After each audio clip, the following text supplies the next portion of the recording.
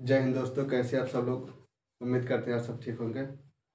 जैसे कि जानते हो दोस्तों, इसके पहले हमने हिंदी साहित्य क्लास शुरुआत की थी। आप लोगों ने पहला क्लास देखा हुआ है।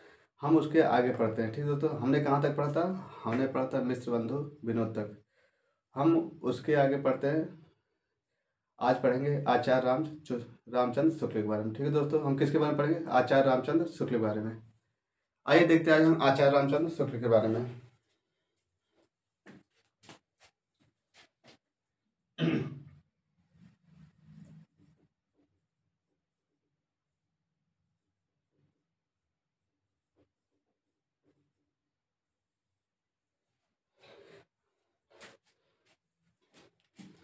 आइए आचार्य रामचंद्र शुक्ल के बारे में देखते हैं। दोस्तों, आचार्य रामचंद्र शुक्ल की किताब थी जिसका नाम था हिंदी साहित्य का इतिहास। ठीक दोस्तों, क्या नाम था उसका? हिंदी साहित्य का इतिहास, जो कि कब प्रकाशित हुई थी दोस्तों? 1929 में। ठीक दोस्तों, हिंदी साहित्य का इतिहास जो कि 1929 प्रकाशित हुई थी। आइए देखते हैं आचार्य रामचंद्र शुक्ल के बारे में।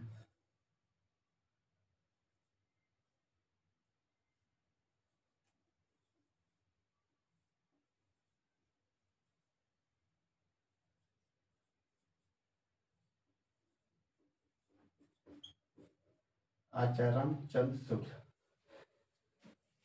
आचार्य रामचंद्र शुक्ल, इन्होंने जो पुस्तक लिखा था उसके क्या नाम था दोस्तों? उसका नाम था हिंदी साहित्य का इतिहास। ठीक दोस्तों, हिंदी साहित्य का इतिहास। हिंदी साहित्य का इतिहास। ठीक दोस्तों, और कब प्रकाशित हुई थी ये? तो ये जो प्रकाशित हुई थी दोस्तों 1929 में। कब प्रकाशित हुई दोस्तों? 1929 में। ठीक दोस्तों, हिंदी साहित्य का इतिहास, ये इसका प्रकाशन कब हुआ था? 1929 में। और जो दोस्तों ये जो ग्रंथ मूलता था, मतलब जो मूलता था, ये किस नाम से प्रकाशित हुआ था? हिंदी शब्द सागर की भूमिका के नाम से प्रकाशित हुआ था। ठीक दोस्तों, ये जो हिंदी साहित्य का इतिहास है, ये जो मूलतः ग्रंथ है, ये हिंदी शब्द सागर की भूमिका से के नाम से प्रकाशित हुआ था। यह मूलतः जो हिंदी साहित्य का इतिहास है, यह मूलतः हिंदी शब्द सागर, हिंदी शब्द सागर, हिंदी शब्द सागर की भूमिका। ठीक दोस्तों, क्या नाम था? हिंदी शब्द सागर की भूमिका। ठीक दोस्तों, जो हिंदी साहित्य का इतिहास है किस नाम से प्रकाशित होता? मूलतः ये हिंदी शब्द सागर की भूमिका के मतलब रूप में ये लिखा गया था। ठीक दोस्तों, ये हिंदी शब्द सागर की भूमिका के रूप में लिखा गया था। और ये जो प्रकाशन होते, कहाँ प्रकाशन होता? ये नागरिक प्रचारी सभा से प्रकाशन हुआ था। जो हिंदी शब्द सागर की भूमिका है, ये नागरिक प्रचारी सभा से इसका प्रकाशन हुआ था। ठीक दोस्तों, बाकी इसके बाद देखते हैं हम इसके आगे पुस्तक। इसके आगे देखते हैं हजारी प्रसाद द्विवेदी के। ठीक दोस्तों, किसका देखते हैं? हजारी प्रसाद द्विवेदी के। इसके बाद हम देखेंगे हजारी प्रसाद द्विवेदी के। हजारी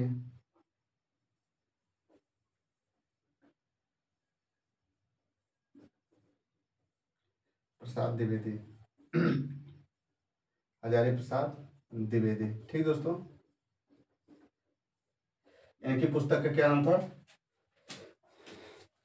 हजारी प्रसाद द्विवेदी का पुस्तक का नाम था हिंदी साहित्य की भूमिका। ठीक दोस्तों, क्या नाम था? हिंदी साहित्य की भूमिका, हिंदी साहित्य का उद्भव और विकास, हिंदी साहित्य का आदिकाल। ठीक दोस्तों, ये सब मतलब इनकी कई किताब, मतलब ये क्या है? हिंदी साहित्य की किताबें हैं। इनकी किताबें थी हिंदी साहित्य की भूमिका, हिंदी नहीं दोस्तों, हिंदी साहित्य के, हिंदी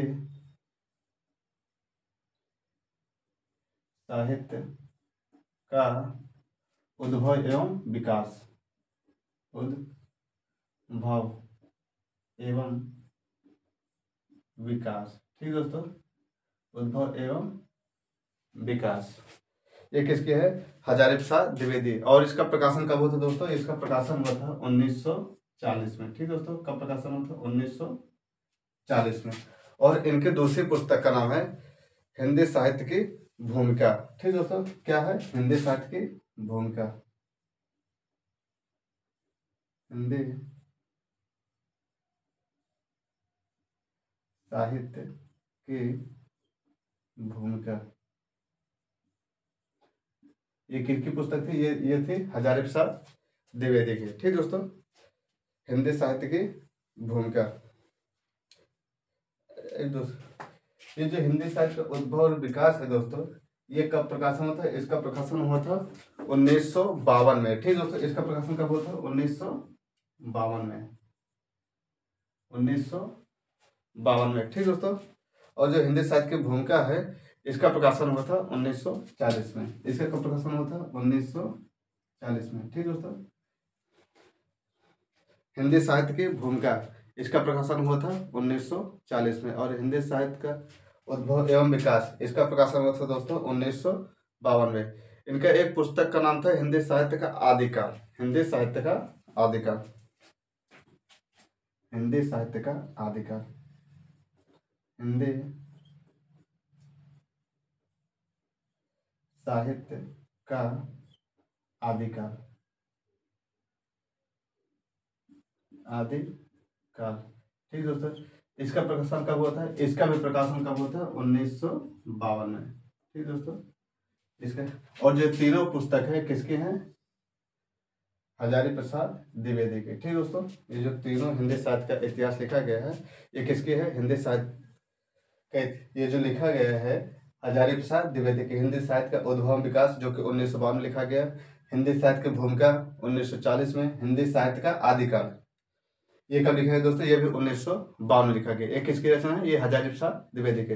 इसके बाद हम अगले क्रम में देखेंगे हिंदी साहित्य का वैज्ञानिक इतिहास। अगले क्रम में देखेंगे हिंदी साहित्य का वैज्ञानिक इतिहास, जो कि किसकी है? गणपति चंद्र गुप्त की। ठीक दोस्तों, किसके है? गणपति चंद्र गुप्त की। गणपति चंद्र गुप्त। ठीक दोस्तों, इनकी पुस्तक का क्या नाम था? हिंदी साहित्य का वैज्ञानिक इतिहास। हिंदी साहित्य का वैज्ञानिक इतिहास।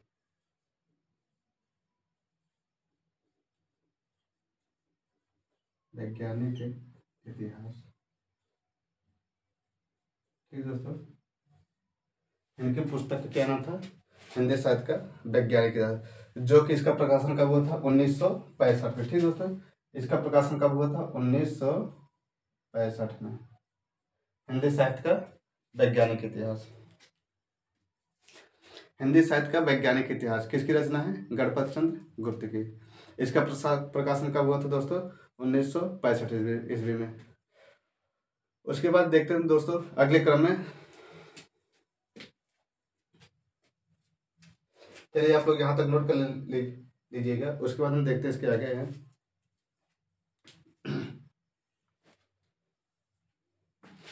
सबसे पहले देखेंगे आचार्य रामचंद्र शुक्ल।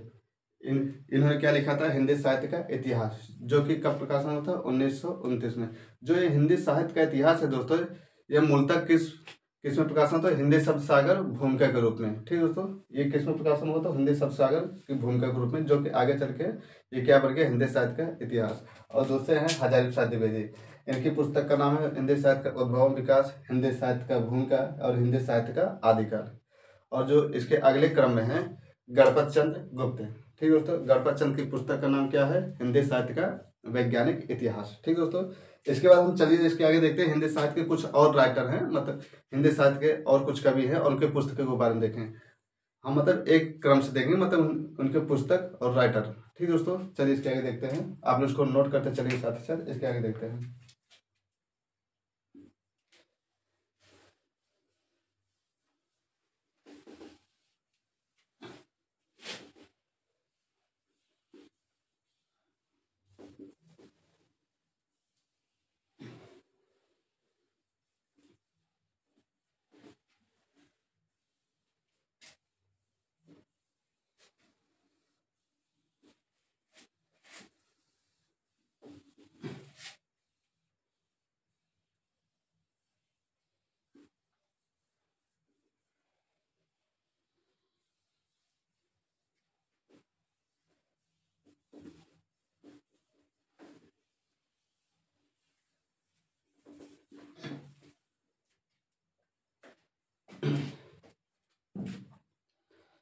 चलिए इसके देखते हैं मतलब कुछ पुस्तक और उनके राइटर के नाम। ठीक दोस्तों, आज हम हिंदी साहित्य की क्लास इसमें खत्म हो जाएगा। फिर उसके बाद पढ़ेंगे आदिकाल।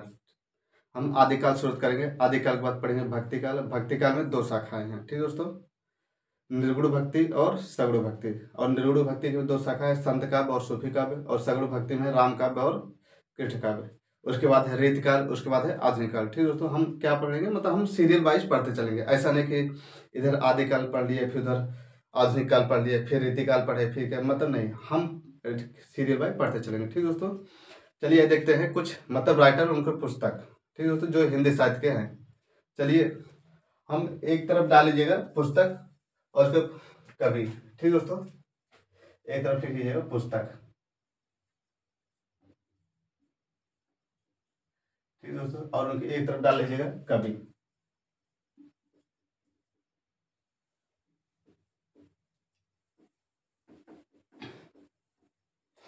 एक तरफ पुस्तक, पुस्तककार, पुस्तककार। ठीक दोस्तों, या फिर लेखक या लेखककार। ठीक दोस्तों, एक तरफ पुस्तक और फिर पुस्तककार मतलब यानी कि कवि। ठीक दोस्तों,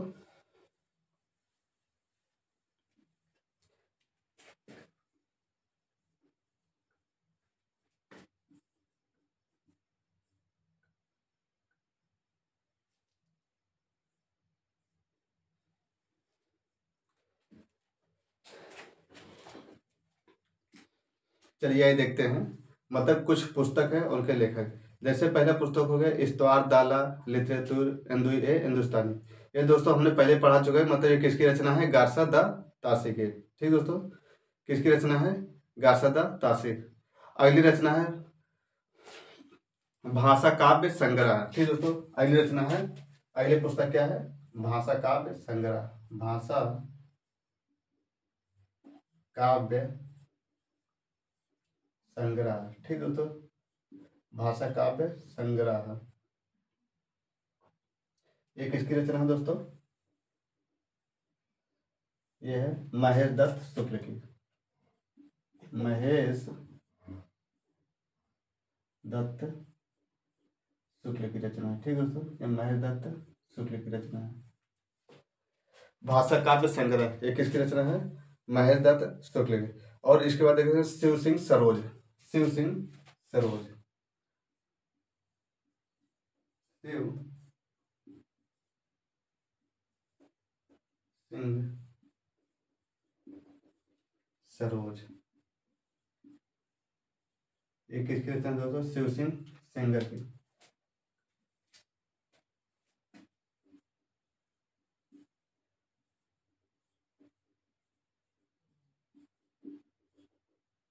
ये शिव सिंह सेंगर की रचना है। ठीक दोस्तों, किसकी रचना? शिव सिंह सेंगर की।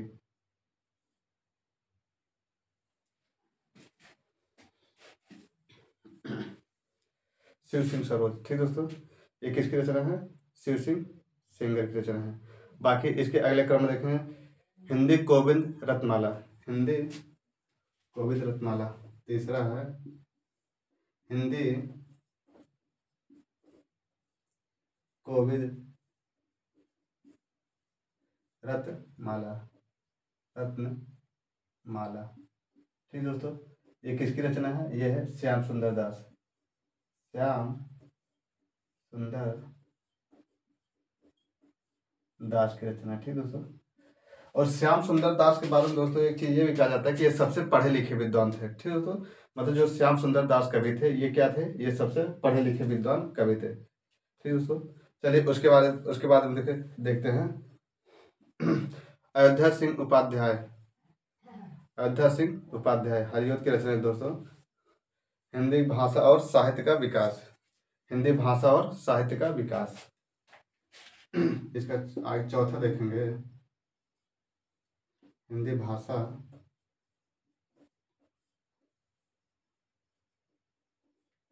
और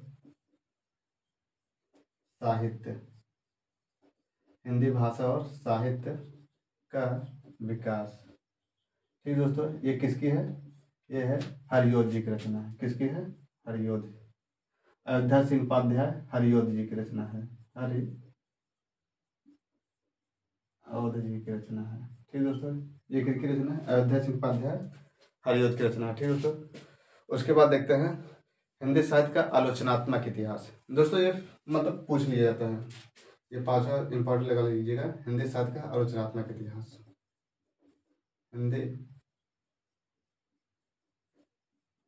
साहित्य का आलोचनात्मक इतिहास।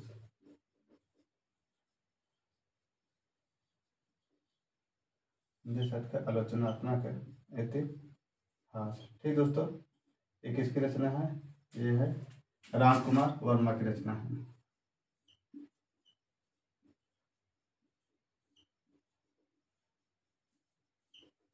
हिंदी साहित्य का आलोचनात्मक इतिहास। दोस्तों एक मतलब ज्यादातर एग्जाम में पूछ लेता है,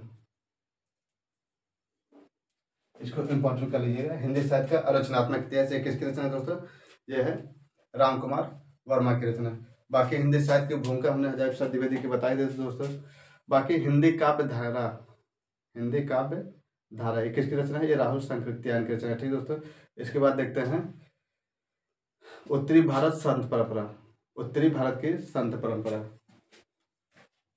छठा देखेंगे, उत्तरी भारत की संत परंपरा।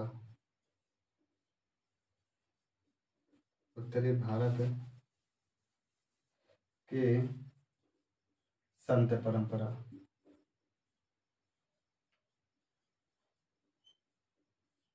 उत्तरी भारत की संत परंपरा ये किसके रचना है दोस्तों? ये है परशुराम चतुर्वेदी।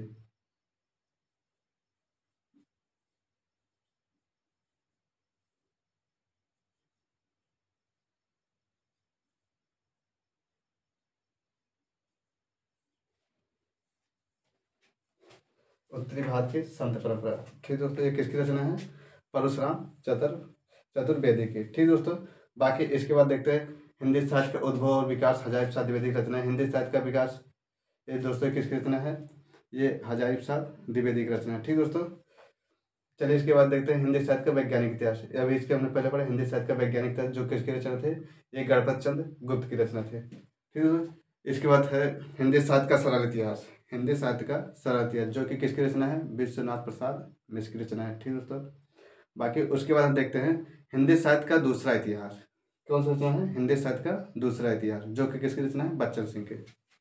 ये देखें हिंदी साहित्य का दूसरा इतिहास। हिंदी साहित्य का दूसरा इतिहास। हिंदी साहित्य का दूसरा इतिहास। ठीक दोस्तों, ये किसकी रचना है? यह है बच्चन सिंह की रचना है।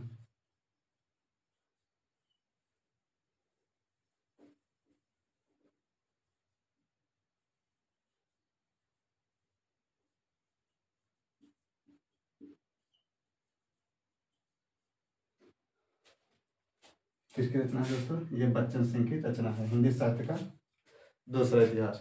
बाकी उसके बाद है हिंदी साहित्य का आधा इतिहास। ठीक दोस्तों, अगला क्या है? हिंदी साहित्य का आधा इतिहास। ठीक दोस्तों, आधा इतिहास हिंदी साहित्य का आधा इतिहास। ठीक दोस्तों, हिंदी साहित्य का आधा इतिहास ये किसकी रचना है दोस्तों? हिंदी साहित्य का आधा इतिहास ये किसकी रचना है दोस्तों? ये सुमन राजे की है। सुमन राजे। ठीक दोस्तों, हिंदी साहित्य का आधा इतिहास ये किसकी रचना है दोस्तों? ये है सुमन राजे के। हिंदी साहित्य का मौखिक इतिहास, इसके बाद क्या आता है? हिंदी साहित्य का मौखिक इतिहास दोस्तों किसकी रचना? सहित नीलाप की है। और ओझल नगरी, इसके बाद एक आती है ओझल नगरी।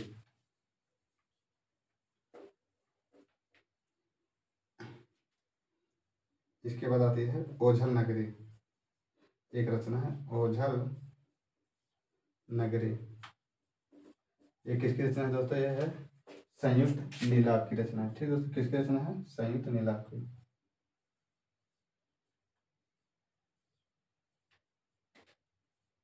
ठीक दोस्तों,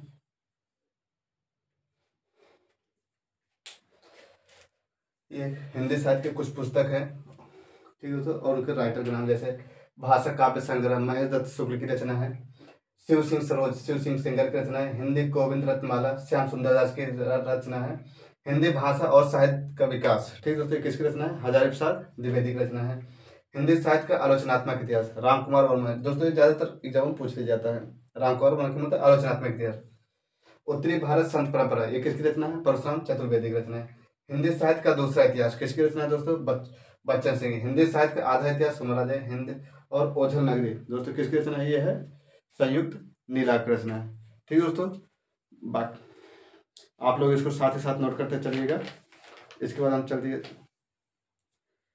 इसके बाद दोस्तों हम क्या करेंगे, MCQ करेंगे, मतलब कि हम इसके बाद क्यूज करेंगे। आप लोग इसको नोट करते चलिएगा दोस्तों साथ ही साथ। अब इसके बाद हम पढ़ेंगे क्या, आदिकाल। आज हमारा ये हिंदी साहित्य का इतिहास खत्म हो गया दोस्तों। इसके बाद हम क्या पढ़ेंगे, आदिकाल। आदिकाल जो कि कब से शुरुआत हुई दोस्तों, 1075 से लेकर 1050 से लेकर 1375 तक। ये किसके अनुसार है, रामचंद्र शुक्ल के अनुसार। और आदिकाल को रामचंद्र शुक्ल ने क्या कहा था, वीर गाथा काल कहा था। ठीक दोस्तों, बाकी आप लोग इसको नोट करते चलिएगा। धन्यवाद, जय हिंद, जय भारत।